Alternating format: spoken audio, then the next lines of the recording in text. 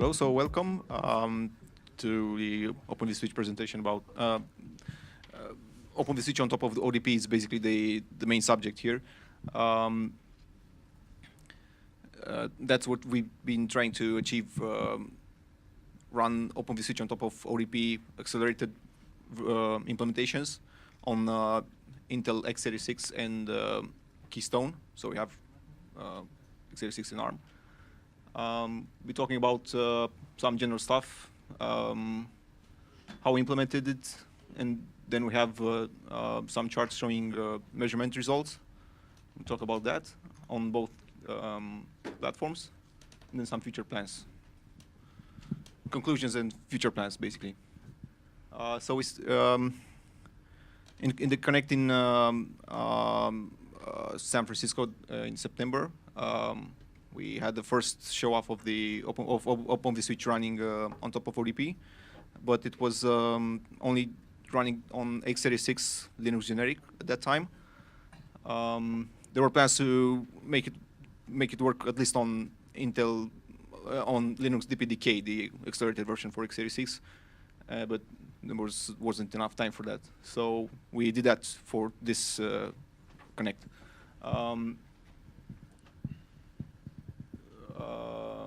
We chose, as we said, Intel and Keystone 2. Can go to next one, or if you want to. Question? Yeah, sure. Intel DPDK, you mean ODP on top of Intel DPDK, or you mean Yes, we mean. Yeah, maybe. It's turned off. So yes, we mean ODP on top of DPDK in both cases, and the ODP on top of the Keystone. Keystone SDK. The reason why we did this because they were the most ready for that, although there are still quite work in progress. So let's just talk a little bit about what OVS is. This it's supposed to look blue, but anyway, that bigger bunch of boxes is the main component of OVS. Is an OVS vSwitch user space process. At least on running on Linux, it's a user space process. The topmost layer talks to OVS DB server and ask about the configuration of the switch, like how many bridges you have on this system, which ports are plugged into it. A common misconception, by the way, that it holds also the flow table and other mysterious data, but it's not.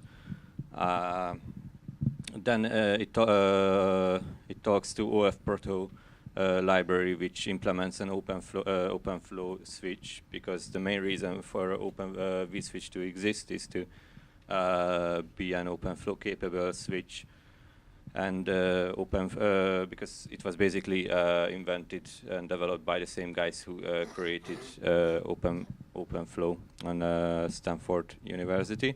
So this is the layer which talks to the open flow controller, which is able to tell OVS to what to do with the packets thrown to it. But of course it works without OpenFlow controller, and actually most people, I believe, use it without an OpenFlow controller. But this is not very interesting from our point of view. What we did is, what's interesting for us is how OVS can talk to the actual hardware.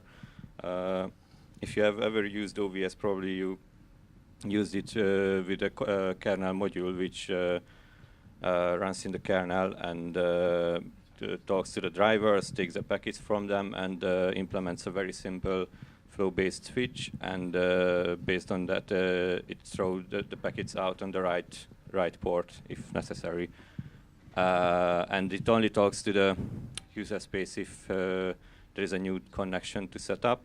But that link there could be a weak one. It's basically a netlink socket, and it's prone to be a bottleneck. But our implementation works in a different way. It uses a NetDev provider.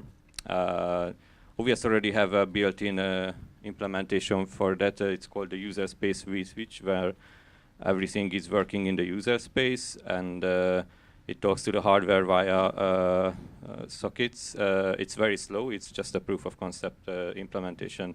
And its main advantage is that if you want to implement OVS on the new kind of hardware in the new environment, probably this is the easiest way to get it up running, but probably the slowest one as well, because it's using standard socket interfaces. But DPDK also uses this NetDev provider interface to implement its poll mode threads, which are basically just infinite loops, which are receiving packets and then sending them out on the ports where they're supposed to go out. This DPDK implementation, by the way, it's already upstream in OVS in the latest versions. So if you just check out the repository, we'll have it there. And our ODP implementation, which was shown first at the last Connect, was also based, is very similar to this DPDK implementation. It has the same concepts, and that's where DPDK plugs in, and the Texas Instruments SDK plugs in as well. Okay, so this is I don't know how many people actually went and looked at the code, but you basically need to write. If you want to write a NetDev provider, you basically have to fill in a file and have a NetDev class that you have to implement a set of functions for setting up devices, for adding ports, for receiving and sending packets, some software statistics. So for the ODP NetDev layer, I started from the looking at the NetDev DPDK because it was working in the same way. It was a good starting point doing direct access to hardware from user space. And in this NetDev ODP layer, a NetDev port is a one-to-one association with an ODP packet I/O. So when you add a port to Open vSwitch and you want to talk to the hardware through ODP, then you need underneath there's an ODP packet I/O open call, and then the main functions for receiving and sending packets are calling ODP packet I/O receive and ODP packet I/O send. This also means that right now the ODP NetDev layer doesn't do any scheduling, doesn't take advantage of the scheduling support in ODP. There's also no classification, and there's really no way to take advantage of the classification in the NetDev structure. So you would need to go a bit higher and write a bit more code, something that you can find in the porting guide of Open vSwitch. Is called DPIF, DPIF provider. Is this a third provider? Didn't you have two different NetDev and OF Proto providers? It's underneath the OF Proto provider. It's you can blow up that graph to be more complex. I just choose to have the simpler form. By the way, just a disclaimer, it comes from the OVS porting guide. So the NetDev provider, everything is implemented in software, you just provide the I/O. And if you want to do something, offload more in hardware, you have to do the OF Proto provider. Yes, that's sort of it's a bit more complex topic about which side does what. But because you always need a NetDev provider, for example, even if you have an OF Proto provider, the question is whether you want to do the actual packet sending and receive to go up to the NetDev provider layer, or you want to delegate it underneath the OF Proto provider later, OF Proto provider somewhere else, like in the standard OVS setup, you have it in a separate kernel module actually, and the DPIF provider interface helps you to talk with that with that outsourced switching function. Maybe just a clarification. Can you go back on the previous slide?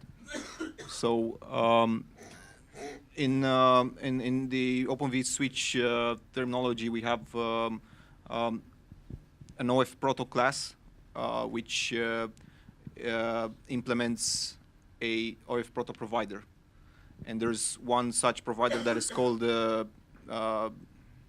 DPIF. So that's where the confusion between OF proto and DPIF. So an OF proto class is actually is basically the image of a switch. So for each bridge that you create, it's going to create you an instance of this class, of this OF proto class. And you actually have a few fields in there. That one is them is its type, and you have the DPIF provider exports two types. One is system, and the other one is called NetDev. The system, which nowadays they actually renamed to NetLink, but that's a whole different story. It used to be system.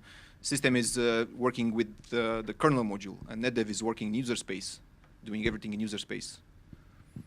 And yeah, if you want to take advantage of some more dedicated stuff that your hardware platform can offer, then you have to write an OF proto provider.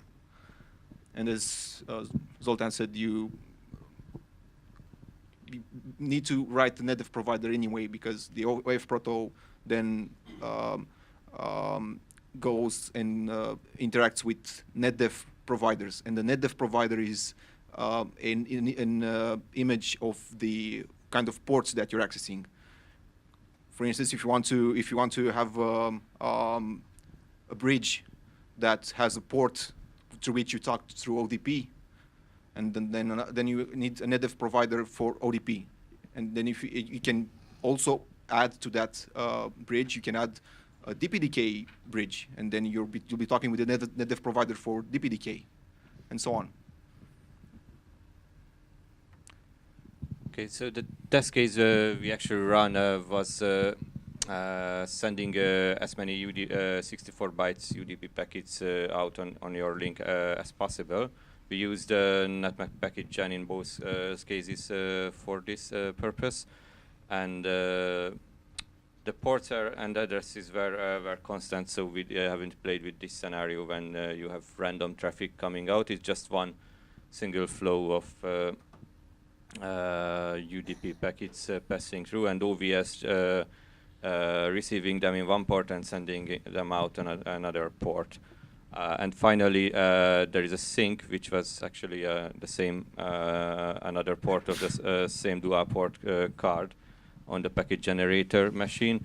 The sync just counted the received packets, and that's where we had our resource or results about how many packets per second were passed through.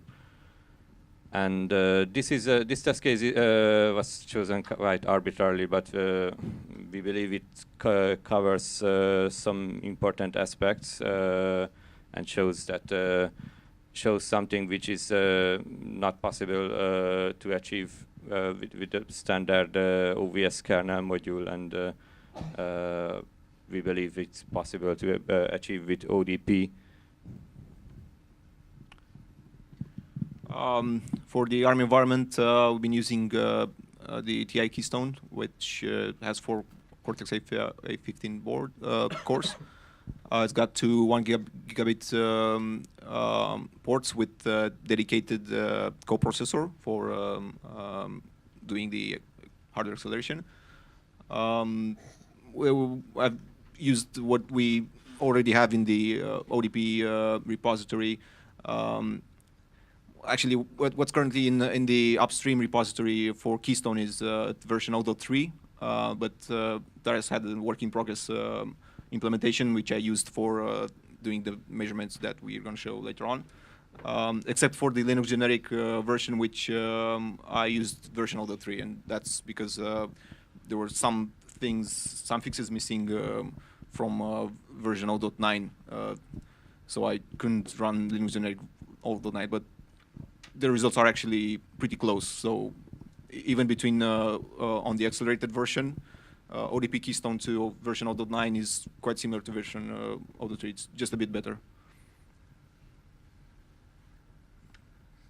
Okay, so this is the chart with the results with what I've measured.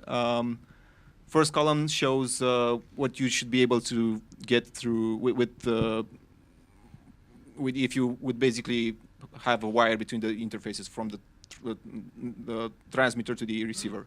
So about 420,000 packets at 64 byte size. So we've been running with low packets so that we can, because that's pretty much the worst case scenario. Then I've did measurements for OVS user space, what they call to be experimental, which is the lowest, only 2,050, 500 packets. The kernel data path did a bit better, about 95,000 packets.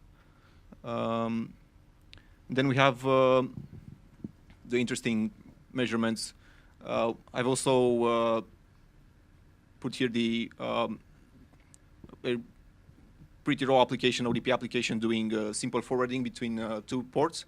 It's called ODP L2 forward. Is doing pretty much the same thing as the DPDK L2 forward example application does. So just sends packets from one interface to another. And I've run this on two use cases, on two scenarios. One with one core doing receiving from one interface, and then with two cores receiving on the same interface. This is the result. So for one core, about 650,000 packets, and with cores almost close to the theoretical limits, about 1 million packets. And I've been talking to Taras this morning, and it seemed that it should actually be the results should be a bit better. So there might be some. Yeah, I can give a few comments. So the results in at least in L2 forwarding use case, I'm not sure which calculation the OVS does inside of it. But this is just the ODP L2 forward, and the way we measure the packets is with using the netmap packaging. So netmap packaging on the receiver side, on the sync side, it's able to count how many packets it received, and it polls every second, pretty much. Just the Keystone should be able to, even with one core, it should be like 2.5 times higher result. So we can debug where this overhead was, and the branch you are tested on, it's kind of work in progress. So it's not performance tuned at all. So yeah, just in the middle of migration to a new version. Yeah, and the results you're referring to are made with the direct access to the SDK, so not with ODP. It's so okay. So excuse me. Yeah, it is important to point out, right, that this is all still pre-release untuned code, right? Yeah, exactly. Which is already, running far faster than the in-kernel stuff. Have you any idea how fast the internal stuff would be? Because it didn't measure it, right? It is. There is. I mean, at least looking at OVS third column, OVS kernel data path. No, I mean the kind of bridge code. Oh, you mean the? Yeah, that's a good point. I didn't think of that. Would it be faster or slower than the OVS kernel data path? Yeah. Can you pass me that? Maybe just a bit higher, but it should be quite the same, I think. I don't think it would make too much difference in this scenario because the bridge code OVS has a weakness when you have a lot of different flows created in a very short period of time. In that case, the OVS bridge is. Not OVS bridge, kernel bridge. I mean, in that case, the OVS bridge is faster than the kernel bridge code. But I think in this scenario, we can spend some time to try it out, but I would expect that it wouldn't be much faster than OVS kernel data pass because In this scenario, the overhead is not in OVS. So where is the overhead? Just waiting for the interrupt processing. Usually, I think this is the problem there. But So you mean packet I/O, basically? yeah.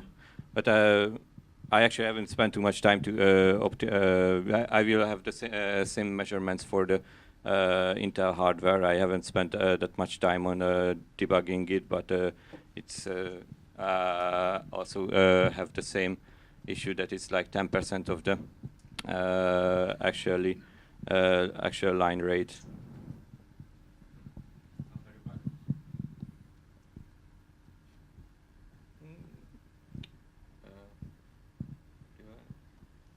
bad. So we've left with the measurements for OVS on top of ODP Linux generic, which is quite low, and then the accelerated version, which is almost at least on one core, because what you see on the last column is actually running one core. That's the default in OpenVSwitch right now. For each port is going to create one single polling thread. So you have to relate to the ODP Keystone 2 to forward on one core if you want to kind of figure out how much overhead is on OVS side. So 460,000 packets compared to 650 packets. It's about I don't know, 10% or something like that, 20%. It's getting close, but anyway, there seems to be some overhead in OVS. I suspect that traditionally OVS was meant to be run on powerful x86 machines, and I suspect that there's a lot of code that doesn't show that that doesn't introduce that many delays on x86 because they're powerful machines, but on ARM it might actually make a difference. Or maybe it's not very optimized. I don't know. I ran OProfile, and there may have been some contention somewhere. I don't know exactly for sure, but it seems like there's OVS, the way it's written right now for handling user space NetDevs, has some overhead. Isn't it true that this is just an open vSwitch without any reconfiguration to take advantage of hardware accelerators? Yeah, I just mentioned that briefly on the one of the slides before. So it's just high performance access to the hardware. It's not doing any scheduling, not doing any other interesting stuff like classification and crypto offloading or anything else.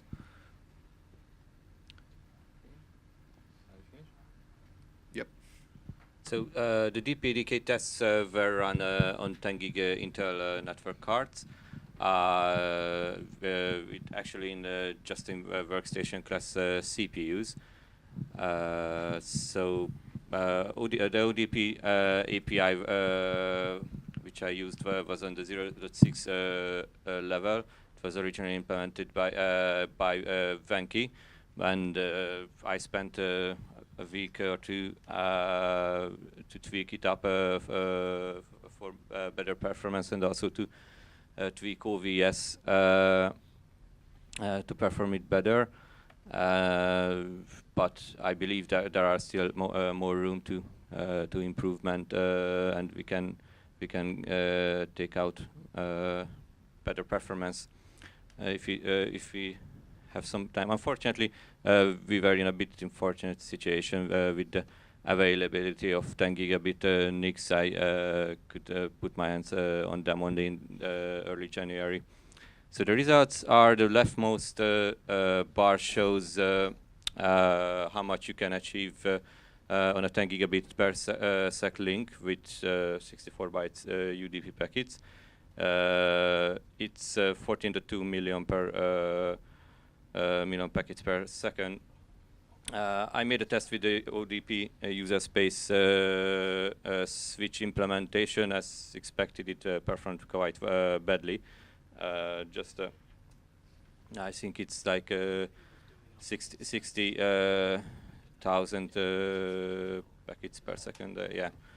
The OVS kernel data path achieved like 1.19 million packets per second.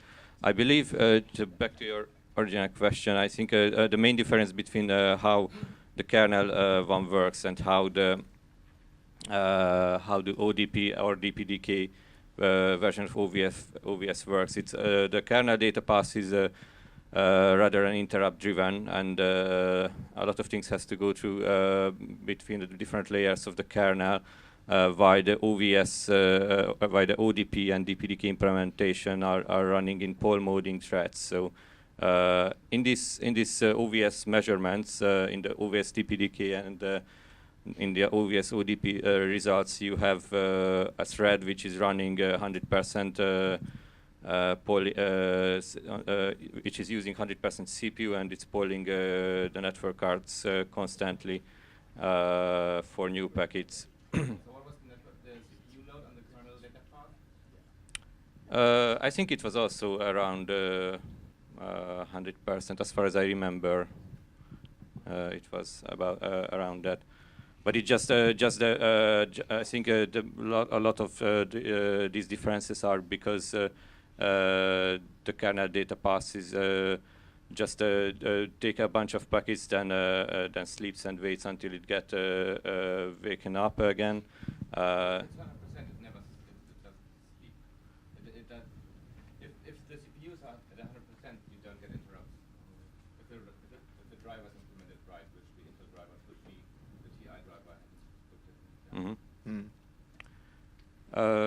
Well, it's Ubuntu 14.04 LTS, so it's 3.13 around. This doesn't have the batch TX path, which would make a big difference there. Might be, yes. Yeah, it's actually an interesting thing to look a bit further why the OVS kernel data path doesn't perform better. My main goal was to see that how ODP and DPDK. On receive, it should be fairly efficient already. On transmit, there have been a lot of improvements over the last year. If you're doing the same thing with the newer kernel, would probably get a number of questions.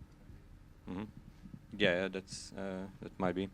So the next two big bars are the next two big columns are DPDK 2 forward. It has a 2 forward application which just passes packets to the next port as fast as it can.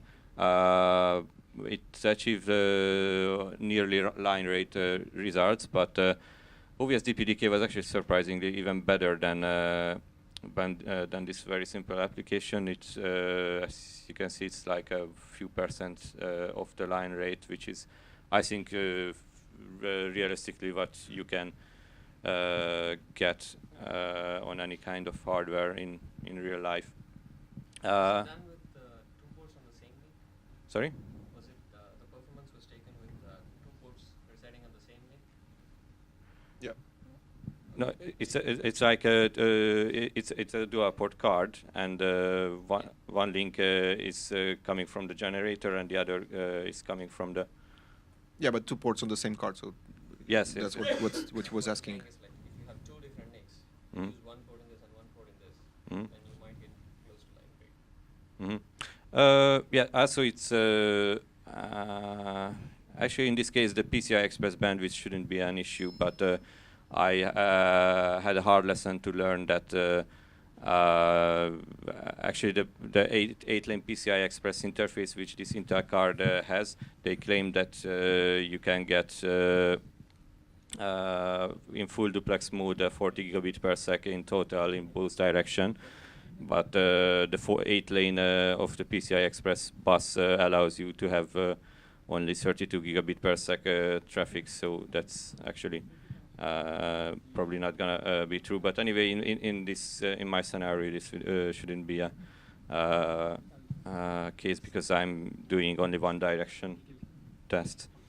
So I also made just for reference an OVS ODP Linux generic measurement. It was the same batching like OVS user space switch implementation.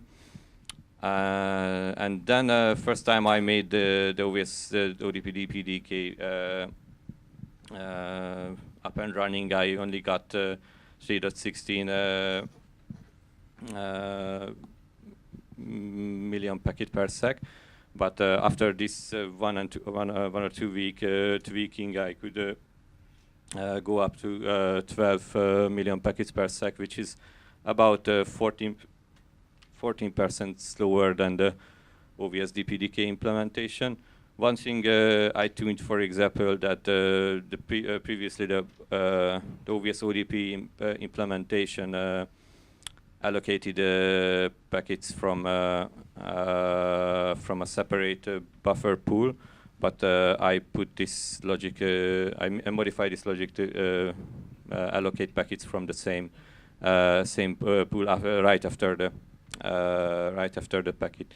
It's kind of a packet metadata which OVS needs during the packets is passing through the OVS code, this struct OFP buff structure, and originally the initialization of this structure happened when after receiving every packet for every packet separately, but So you're saying that the OVS was doing dynamic buffer allocation for every packet received? for the metadata. Yeah. But actually, it was not that hard to find because the DPDK implementation also does the same thing, that it allocates this metadata after the packet on the same buffer where the packet's supposed to arrive. Basically, the DPDK allocation buffer pool allocation function has a parameter where you can pass a function which does your whatever. Actually, you can even have different kinds of initialization functions. But basically, you can pass a function for DPDK, and it sets up your metadata during its startup time. So later on, you don't have to set these default values. There's actually two things that the RT mempool create function does or allows you to do. One is that it gives you some space in the next to the RT and buff control block, so that you can store user metadata, and that's how they use it in OVS NetDev DPDK layer. They create offsets so that you can have enough room to put there the OFP buff structure. The next thing is that you have this callback function that when you create the RT mempool, underneath that API actually goes and creates all the packets and calls your callback function to init every buffer. This is exactly the persistent user metadata stuff that we were talking about. Yeah, exactly. And if you remember, we've had this discussion back in I don't know, August before some while ago when I was first looking at Open vSwitch. Yeah, so let's just talk then a little bit about the future plans.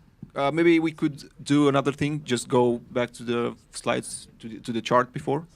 I was just thinking that it might be interesting to take a look at the improvement between the OVS user space and the accelerated version, because they're basically the same kind of approach. I mean, there's a poll mode thread, and it's trying to receive and push data.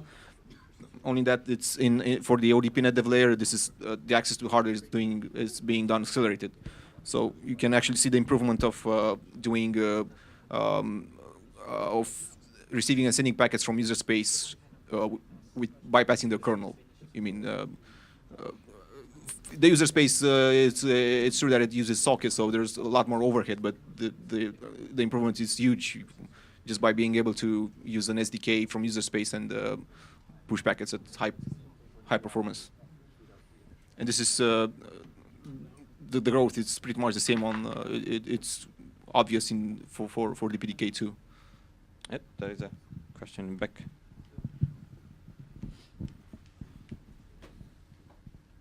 So since you brought it up, so you're looking at the order of magnitude here. If you go to the next slide, can you go to the This one? Here is pretty much the same. Yeah, that's. Right? And you're what seeing was an order of magnitude difference. So why the difference? Between what? Right. So in your case, you have OVS user space versus the Linux generic. It's pretty much the same. He's seeing an order of magnitude difference. Why the difference? I don't know. Actually, I think it's in my case it's an Intel box, an x86 box. I don't know what could be the difference, but the Linux generic implementation shouldn't be a performance optimized something. So that's why I haven't paid too much attention to this question, why it's yielding the same performance as the also not performance tuned OVS user space implementation.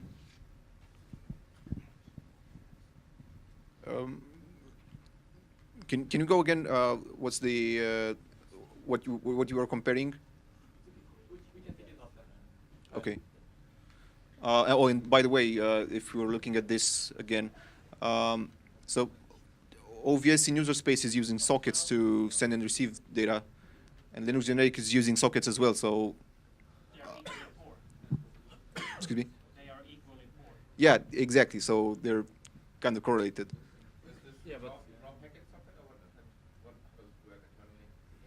Did you use basic sockets for Linux generic, or was it with? I think it's doing. Raw sockets, yeah. Yeah. Okay. But I mean, I was just thinking if it was socket mmap. Doesn't really matter. It's so poor, who cares? It's not a performance target, so this is why. Yep. So our future plans are this is just it's not a final list and not necessarily prioritized, but one thing we want to do is do some further optimization for OVS ODP and the ODP platforms we have. Hopefully to achieve a similar performance as DPDK have on 10 gigabit per sec link, at least for me, and I guess Cyprian is also looking for something similar. And also we want to do some more thorough testing, because this one test case is just quite poor. Just one example, but obviously if you want to show that DPD or ODP's value, we need to have a more comprehensive test. Something like an RFC. There's an RFC about how to test your network equipment's performance, which is quite covering this issue, but it's also a bit old, actually. We also want to run these test cases. It would be ideal, at least, to run these test cases, performance tests, automated in Lava in the future, so we can see if there is any regression by any chance. Also,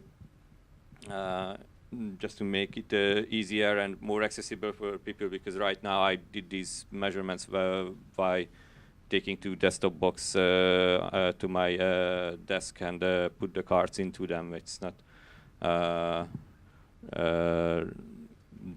best way to do it in the future. Also, there is an OpenFV project for It's an initiative to come up with a specification to run benchmarks. Yes, yes. So on they these basically switches. basically looking for redefining this RFC and based on that to come up with a set of tests which they want to run to measure the performance of OVS, or not just OVS but vSwitch implementations.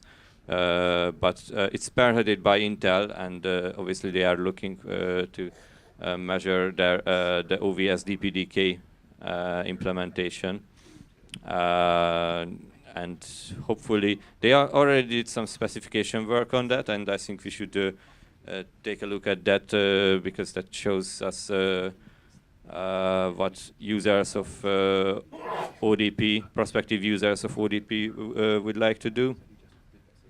And there is also a chance that in the future, when OVS ODP gets upstreamed, we can convince them to do their measurements on our platform as well, possibly. And also, as it was mentioned in one of the slides, this implementation currently doesn't use any scheduler or classification stuff, not to mention because Keystone and DPDK doesn't have any, so we wouldn't have any use of it, but in the future it would be a key selling point to show that OVS can perform much better if you have a hardware which can accelerate these things. Yeah, that small comment, Keystone does have it, just OVS is not using it. Oh really? Sorry, I didn't know that.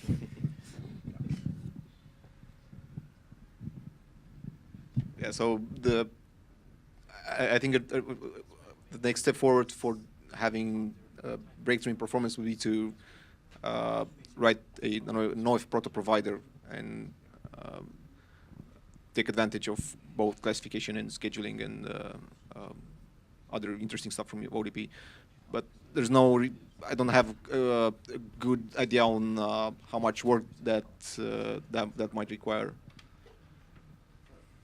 There's ongoing work. Yeah. I've heard of some ongoing work to integrate hardware acceleration into the in-kernel data plane. So if the in-kernel data plane was using all the hardware acceleration, it should be the same performance as the ODP using the same accelerators, right? Yeah, but that would not be portable across platforms. No, it would be more portable because you don't need ODP. You don't need to have a user space driver. You just use whatever the kernel does. You just you need a specialized driver for each platform. yes, and the drivers are usually in the kernel, so that's where we have them already. What about platforms which have hardware accelerator for schedule? Sorry? Platforms with dedicated hardware accelerators. Yes, that's what I'm talking about. Yes, the kernel should use the ODP API. That abstracts all these buffers and queues and classification.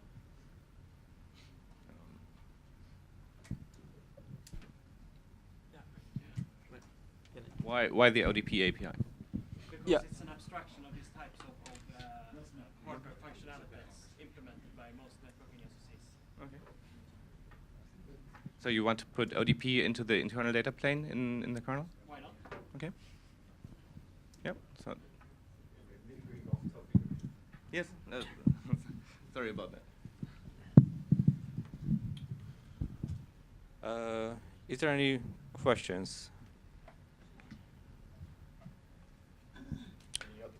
Or any other questions? Yeah.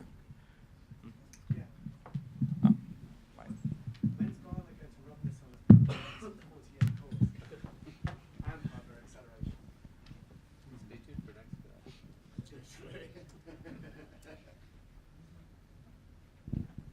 One thing to point out, Art, is a lot of the SoCs were developed where the application is the entire thing. And you don't want the kernel there because there's nothing else to schedule or do. Yeah, you don't have to run Linux. I know, Right. but if you run Linux, then you should use it.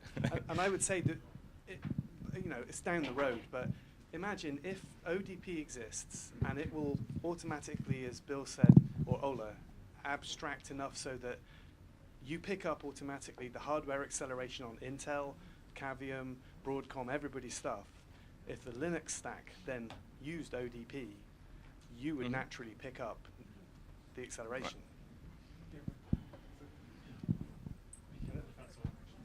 As it was pointed out, it's just two fundamental difference between like interrupt-driven, which is Linux kernel stack, versus actually polling.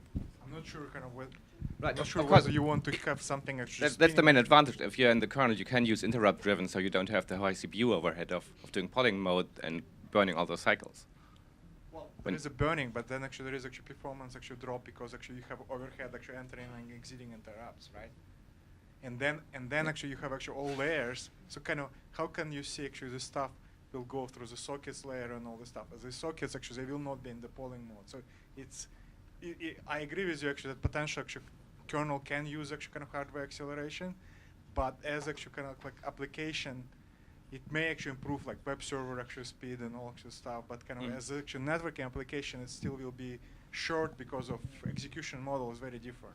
Yes. So what I was thinking is that if you have Open vSwitch, you're usually better off having the hardware acceleration inside of the kernel than using ODP, because the only reason to use ODP is if you have that kind of application running in user space where you don't want any of the kernel. Whereas, does that make sense? Yeah.